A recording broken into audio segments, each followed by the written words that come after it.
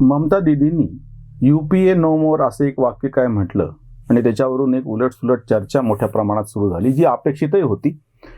पण थोडंसं आपण त्याच्या ज्या खोलातमध्ये जायला पाहिजे तसं कोणी जाताना दिसत नाही. त्याच्यातल्या काही बाकीच्या पैलूच्या बाबतीतले व्हिडिओ आम्ही अॅनालायझरवरती पण केले आहे. आपण थोडासा UPAचा इतिहास समजून घेऊ.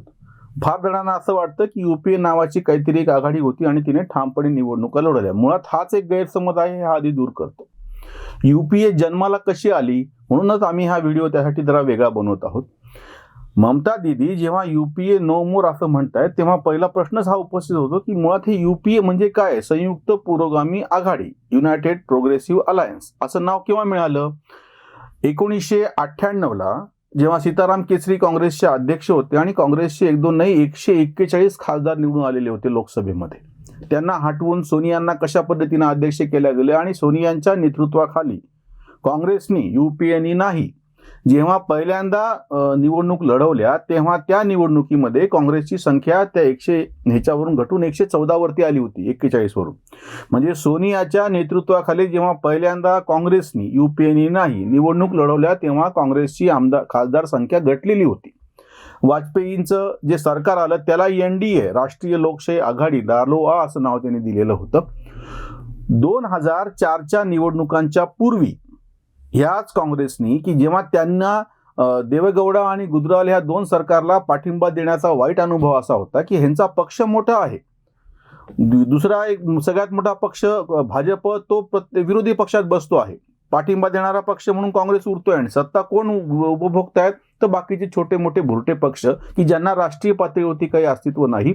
म्हणून तेव्हा काँग्रेसनी मध्य प्रदेशमध्ये त्यांचं सरकार होतं, पंचमढीला काँग्रेसचं अधिवेशन झालं, त्यामध्ये असा ठराव केला सोनिया गांधी अध्यक्षतेच्या नेतृत्वाखाली काँग्रेस स्वतंत्र निवडणूक लढवणार आहे, एकला चलो रे अशी भूमिका घेतली अधिकृतरित्या आणि 2004ची निवडणूक काँग्रेसनी स्वतःच्या जीवावर लढली हे लक्षात घ्या. महाराष्ट्रामध्ये राष्ट्रवादी काँग्रेस त्यांच्या बरोबर होती, तो महाराष्ट्रापुरता अपवाद झाला. देशाच्या पातळीवरती UPA नावाची काहीही गोष्ट 2004ला नव्हती. 2004ला इतकं करूनही काँग्रेसच्या जागा फारशा वाढलेल्या नाहीत. काँग्रेसच्या जागा 145 झाल्या की ज्या की 141 म्हणजे सीताराम केसरीच्या काळात होत्या तेवढ्याच, मधल्या कमी झाल्या, परत थोड्याशा वाढल्या.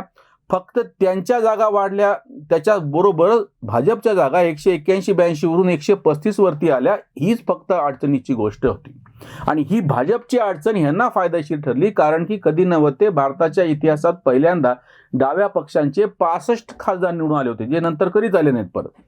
ह्या डाव्यांना भाजप नको होता, भाजपचा विरोध पाहिजे होता, म्हणून त्यांनी काँग्रेसला पाठिंबा दिला आणि तेव्हा UPA युनायटेड प्रोग्रेसिव्ह अलायन्स, कारण की आधीची NDA नॅशनल डेमोक्रेटिक अलायन्स होती, म्हणून यांनी त्या रालोआला पर्याय म्हणून प्रत्यक्ष सत्ता आल्याच्या नंतर निवडणूक लढवताना नाही संयुक्त पुरोगामी आघाडी संपुआ तयार केली, ज्याला डाव्यांनी पाठिंबा दिला. जसं 1989ला काँग्रेसला विरोध करायचा म्हणून ह्याच डाव्यांनी आणि तिकडून भाजपनी दोघांनी विश्वनाथ प्रताप सिंगांना पाठिंबा दिला होता आणि पंतप्रधानपदी बसवलेलं होतं. म्हणजे मुळात जशी तेव्हा ती आघाडी काँग्रेसच्या विरोधात झाली होती तशीच 2004ला ही आघाडी भाजपच्या विरोधात झालेली होती. नंतर ज्या डाव्यांनी पाठिंबा दिला त्याच डाव्यांनी मनमोहन सरकारचा पाठिंबा अमेरिकेला अनुकरार अमेरिकेशी जो केला, ठामपणे त्याच्यावरती राहिले, ते करू नका असा यांचा आग्रह होता. मनमोहन सिंग यांनी ते ऐकलं नाही. डाव्यांचा जो दबाव UPA पहिलं जे सरकार होतं त्याच्यावरती होता, त्याचा दबाव मनमोहन सिंगांनी ऐकलं नाही, तो करार केला, डाव्यांनी पाठिंबा काढून घेतला, पण ते सरकार बाकीच्यांच्या आधारावरती टिकलं, कोसळलं नाही. म्हणजे भाजप विरोधात आहे, आता डावे पण विरोधात आहेत, पण बाकीचे छोट्या मोठ्या पक्षांचा पाठिंबा घेऊन हे UPAचं सरकार टिकलं. आणि जो ठामपणा मनमोहन सिंग, एरवी ज्यांना सोनियाच्या हातचं रिमोटवर चालणारं बाहुलं असं समजत होते, पण त्यांनी दाखवलेला ठामपणा लोकांना ती जुनी आठवण. मनमोहन सिंग हे अर्थमंत्री होते आणि PV नरसिंहरावच्या काळामध्ये खुलं धोरण त्यांनी जे राबवलं त्याच्यातला जो आर्थिकदृष्ट्या त्यांनी दाखवलेला ठामपणे होता, जो सर्वसामान्य लोकांना मतदारांना भावलेला होता. प्रत्यक्ष काही बोलायची गरज नाही, पण कृती करताना हा माणूस ठाम आहे. आता पंतप्रधानपदी आल्यानंतर अमेरिकेसोबतचा अणुकरार ही त्याच्यामधली एक फार महत्त्वाची घटना ठरली. ह्याचं बक्षीस म्हणून 2009ची निवडणूक पंतप्रधान मनमोहन सिंग असताना UPA म्हणजे सोनिया गांधीच्या नेतृत्वाखाली, असं मी साफ यासाठी म्हणत नाही की यापूर्वी सोनिया गांधीचं नेतृत्व टेस्ट करून झालेलं होतं, त्याच्यामध्ये नेमक्या डाव्यांची ही खासदार संख्या अर्ध्यापेक्षाही कमी आली, 30च्या पर्यंत जवळ आली. हे जे वाढलेले म्हणजे डाव्यांचा पराभव करत असताना सर्वसामान्य जे मधले मतदार असतात, जे कुठलेही डावे उजवे आदले मधले नसून सर्वसामान्यपणे ज्याला फ्लोटिंग मतदार म्हणतात, जे मोठ्या संख्येनं असतात, ते सगळे मनमोहन सिंग यांच्या पाठीशी ठामपणे उभं राहिले. त्याचा परिणाम म्हणून काँग्रेसची खासदार संख्या 50-60नी वाढली आणि ती आता झाली 206. आता काँग्रेस मुख्य मोठा पक्ष आहे, त्याला डाव्याच्या पाठिंब्याची गरज नाही. भाजपची संख्या तेव्हा अडवाणी नेतृत्व करत होते आणि अडवाणी वयोवृद्ध झालेले असल्यामुळे असेल कदाचित. बाकीच्या लोकांना पर्याय म्हणून अडवाणी हा फार विषय म्हणजे विश्वासार्हता वाटली नाही, म्हणून भाजपची संख्या अजून 135 वरून घटून अजून 20-25नी घटून 117-18 वरती आली. आता लक्षात घ्या, ही निवडणूक 2009ची युपीए म्हणून लढवल्या गेलेली निवडणूक होती, पहिली निवडणूक. 2004ला निवडणुकीच्या नंतर युपीए तयार झालेलं होतं. 2009ला युपीए म्हणून जरी असलं तरी तेव्हाच युपीएच्या बाहेर बरेच पक्ष होते. पण ती निवडणूक विशेषतः मनमोहन सिंग यांनी अमेरिकेसोबत अण्वस्त्र करार करत असताना जी ठाम भूमिका घेतली आणि डाव्यांनी पाठिंबा काढून घेतला, त्याच्यामुळे आता हे सरकार डाव्या बाजूला झुकणार नाही हा विश्वास इतरांना आला. म्हणून जो एक मधला सगळा प्रचंड मोठा वर्ग होता की 1991च्या मुक्त आर्थिक धोरणाचा ज्याला फायदा मिळाला, त्याला तो विश्वास वाटत होता आणि त्या विश्वासापोटी असा एक मतदार थोडाफार प्रमाणामध्ये काँग्रेसकडे जास्तीचा वळला. याचा फायदा घेऊन परत एकदा काँग्रेसच्या नेतृत्वाखालची जी आघाडी सत्तेवरती आली, त्याला युपीए म्हणण्याच्या पेक्षा खरं तर हे मनमोहन सिंग यांच्या त्या निर्णयाची त्याला लोकांनी दिलेलं उत्तर होतं सर्वसामान्य मतदारांनी. आता लक्षात घ्या, हे जे दुसरं युपीए 2 होतं ज्याला डाव्यांचा पाठिंबा नव्हता, ह्या सरकारमध्ये नंतरच्या काळामध्ये जेव्हा सोनियांचा रिमोट कंट्रोलचा जास्त चार्ज झाला आणि तो जास्त पद्धतीनं जास्त प्रभावीपणे वापरायला लागला, तसं तसं मनमोहन सिंग यांचे पंख छाटण्यात आले. मग अहमद पटेल असो, राहुल गांधी असो, प्रियंका गांधी असो, रॉबर्ट वड्रा असो, असे बाकीचे मासबेस नसलेले जे बाकीचे सगळे लोक होते ते सक्रिय झाले. म्हणजे ह्याची सगळ्यात म्हणजे कळस केव्हा झाला की मनमोहन सिंग सरकारचा अध्यादेश राहुल गांधी यांनी पत्रकार परिषदेमध्ये फाडून टाकला आणि त्या प्रश्नावरती मनमोहन सिंग काही करू शकले नाही. वास्तविक पाहता तेव्हा मनमोहन सिंग यांनी जर राजीनामा दिला असता त्यांची प्रतिमा उजळ झाली असती. इतकंच नव्हे तर त्याच्या नेतृत्वाची तिथे कसोटी लागत होती, जी की अमेरिकेसोबतच्या अणुकराराच्या वेळेस झाली होती. पण जसं डाव्यांचा दबाव झुगारून टाकणे त्यांना शक्य झालं, पण हे मास बेस नसलेले असे जे उटपटांगी नेते आहेत काँग्रेसमधले, त्यांचा मात्र दबाव त्यांना झुगारता आला नाही. परिणामी युपीए म्हणून जे काही आहे, 2009ला युपीए म्हणून निवडणूक लढवल्या गेली होती, पण त्याच्यामध्ये मनमोहन सिंग यांचं नेतृत्व आणि तो मुद्दा प्रामुख्याने होता. पण आता तेच त्या मनमोहन सिंगांना बाजूला ठेवून खऱ्या अर्थाने सोनिया गांधीच्या नेतृत्वाखाली युपीए म्हणून लढल्या गेलेली निवडणूक 2014ची होती आणि त्यामध्ये काँग्रेसचं काय पांडण झालं सगळ्यांना माहिती आहे. अगदी 2014चीच गोष्ट आहे. आज जे सगळे टीका करतायत ममता बॅनर्जी होती, ह्याच ममता बॅनर्जींनी तेव्हाही निवडणुका स्वतंत्रपणे लढल्या होत्या. इतकंच नाही, अण्णा हजारेंच्या नेतृत्वाखाली देशभरामध्ये मोठ्या प्रमाणामध्ये अशी एखादी आघाडी करून आपण निवडणुका लढवूत असं त्यांनी घोषित पण केलेलं होतं. ते काही झालं नाही, ती गोष्ट वेगळी. त्याचाच एक वेगळा प्रयोग म्हणून आम आदमी पक्षानं सगळ्यात जास्त उमेदवार 2014च्या निवडणुकीत उभे केलेले होते. म्हणजे तितके तर भाजपने उभे केलेले नव्हते, काँग्रेसचा तर प्रश्नच नव्हता. युपीए आज जेव्हा नो मोर त्या म्हणत असतात तेव्हा हे लक्षात घ्या की युपीएची सुरुवात जेव्हा झाली ती काही एक आघाडी म्हणून झालेली नव्हती. निवडणुकीच्या निकालाच्या नंतरची ती आघाडी होती, कारण की भाजपला सत्तेच्या बाहेर ठेवायचंय म्हणून. 2009ला मनमोहन सिंग यांनी जे काही ठामपणा दाखवला त्याच्या बाजूने एका झुकलेल्या मतदारांनी काँग्रेसला अजून एक 40-50-60 जागा 61 जागा जास्त दिलेल्या होत्या आणि 206 खासदार काँग्रेसचे निवडून आलेले होते.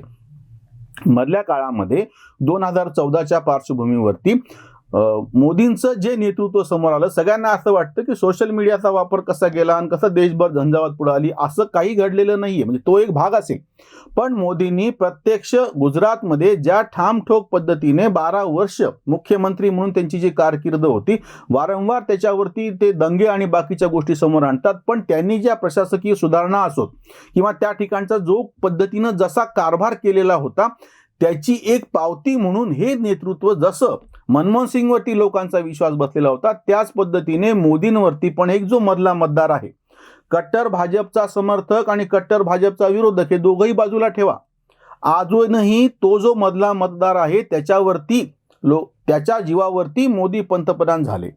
म्हणजे युपीए का अयशस्वी ठरू शकलं? कारण की युपीएचं जे नेतृत्व होतं, मनमोहन सिंग प्रत्यक्ष पंतप्रधान पदावरती होते आणि रिमोट कंट्रोल म्हणून सोनिया गांधी. मनमोहन सिंग यांनी काही निर्णय ठामपणे नंतरच्याही काळात घेतले असते. सत्ता आली असती की नाही हा मुद्दा वेगळा, पण जितकं पांदान काँग्रेसचं 2014ला झालं तितकं झालं नसतं. नंतरच्या काळात काय घडलं सर्वांच्या समोर आहे. मनमोहन सिंग पूर्णपणे बाजूला गेले. राहुल गांधी सारखं नेतृत्व की ज्याला प्रत्यक्ष अमेठीमध्येही लोकांनी हरवलं आणि त्यांनी मास कनेक्ट सर्वसामान्य जनतेचे प्रश्न समजून घेणे तिथपर्यंत पोहोचण्यामध्ये त्यांना कशा पद्धतीनं अपयश आलं. आज जेव्हा युपीएची चर्चा होते आहे त्याच्यातला सगळ्यात कळीचा मुद्दा असा आहे की युपीए म्हणून जर आपण उभं राहिलो तर लोक आपल्याला काँग्रेसच्या नेतृत्वाखाली सत्ता देत नाहीत, ह्याच्यामुळे ममता दीदींचं ते वक्तव्य समोर आलेलं आहे. किंवा बिहारच्या निवडणुकीमध्ये राजदला सुद्धा हे खंत आहे की काँग्रेसचं लोढणं आपल्या गळ्यामध्ये आलं, अन्यथा आपण भाजप आणि नितीश कुमारांना हरवलेलं असतं. त्याच पद्धतीने उत्तर प्रदेशमध्ये सुद्धा समाजवादी पक्षाला हा कटू अनुभव आला 2017च्या विधानसभेमध्ये की आपण ह्यांच्या बरोबर राहिल्यामुळे आपले म्हणजे सत्ता एखाद्या वेळेस गेली असती ते ठीक होतं, पण आपल्या इतक्या आमदारांची संख्या कमी आलेली नसती. म्हणजे मायावती असो, समाजवादी पक्ष असो किंवा जनता दल राष्ट्रीय जनता दल असो लालू प्रसादांचा, ह्या सगळ्यांचा अनुभव असा आहे की काँग्रेसच्या बरोबर जर आपण राहिलो तर आपल्याला सत्ता भेटत नाही. त्याच्या नेमकं उलट जर आपण स्वतंत्रपणे, भाजपचा विरोध आहे ही गोष्ट पहिलेच मान्य केलेली आहे, पण जर आपण स्वतंत्रपणे राहिलो तर आपल्याला आपल्या राज्यापुरती तर सत्ता भेटते. शिवाय असे काही चांगल्या संख्येनं खासदार निवडून येतात ज्याचा फायदा होतो. पण काँग्रेस बरोबर राहिलं तर जसं शरद पवारांचं झालं की आमदारांची संख्या मर्यादित, खासदारांची संख्या मर्यादित, मग आपण राष्ट्रीय पातळीवरती प्रभावी राजकारण विरोधाचं सुद्धा. म्हणून युपीएला अर्थ नाही असं म्हणत असताना प्रत्यक्षामध्ये युपीए म्हणजे काय आहे हे तुम्ही विचार करा, हे एक मुद्दा. आणि दुसरी गोष्ट म्हणजे युपीए म्हटल्याच्या नंतर आपल्याला काहीही फायदा होत नाही, हा दुसरा मुद्दा. या दोन्ही अनुषंगाने म्हणजे हे प्रत्यक्षामध्ये काँग्रेसच्या नेतृत्वाखालची आघाडी लोक सत्तेसाठी नाकारत आहेत असा संदेश ममता दीदी असो, आणि ममता दीदी तरी बोलल्या म्हणून त्याची चर्चा होते. जे काहीही बोलत नाही त्याच्यामध्ये डीएमकेचे स्टॅलिन असो, ते काँग्रेसच्या बरोबर असले तरी उलट त्यांनी काँग्रेसला आपल्या बरोबर ठेवलेलं आहे आणि मोजक्या जागा दिलेल्या आहेत. किंवा त्याच्यानंतर नवीन पटनायक असो किंवा YSR काँग्रेसचे जगनमोहन रेड्डी असो किंवा तेलंगणाचे TS चंद्रशेखर राव असो, ज्यांना ज्यांना भाजपच्या विरोधातलं राजकारण करायचं आहे त्यांना हे स्पष्टपणे समोर आलेलं आहे की काँग्रेसच्या नादाला लागण्यात काही अर्थ नाही. आपण आपलं स्वतंत्रपणे राहू तर आपल्याला फायदे भेटतात. म्हणजे आधी आपल्याला हे काँग्रेसचा नाद सोडावा लागेल. जी गोष्ट शरद पवारांना लक्षात आली नाही त्याच्या नेमकी उलटी हीच गोष्ट ममता दीदी असो, जगनमोहन रेड्डी असो, नवीन पटनायक असो, या सगळ्यांना, डीएमकेचे MK स्टॅलिन असो, या सगळ्यांना भाजप विरोधाचं राजकारण आपल्या आपल्या ताकदीवर आपल्याला करता येऊ शकतं. त्यासाठी काँग्रेसची गरज नाही. उलट काँग्रेस बरोबर असेल तर ते लोढणं आहे. एखादा बुडत असेल आणि त्याला वाचवणारा दुसरा त्याला पोहता येत असेल तर त्याच्या गळ्यामध्ये पडण्यामध्ये अर्थ आहे. पण काँग्रेस असं होऊन बसलेले की ते स्वतः बुडायला लागलेत आणि दुसरा बुडणाऱ्याला ते मदत करतात की दोघे म्हणून बुडतील, किंवा एखादा थोडाफार पोहू शकतो पण हे काँग्रेसचं लोढणं गळ्यामध्ये आलं तर तोही बुडेल, ही शक्यता जसं बिहारच्या निवडणुकीमध्ये झाली. युपीए ही गोष्ट मुळामध्ये कधीच नव्हती. निवडणुकीच्या निकालाच्या नंतर तयार झालेली सत्तेसाठीची ती आघाडी होती आणि ती एकत्र ठेवण्यामध्ये, त्याची चांगल्या पद्धतीनं वाढ करण्यामध्ये गेल्या 4 निवडणुका 2004 म्हणजे निवडणूक झाल्याच्या नंतर 2009, 2014, 2019 या तिन्ही मोठ्या निवडणुकांमध्ये त्यांना अपयश आल्यामुळे आता ममता दीदी युपीए नो मोर म्हणतायत. त्याच्यातला अर्थ तुम्हाला अशा पद्धतीनं नीट समजून घ्यावा लागेल.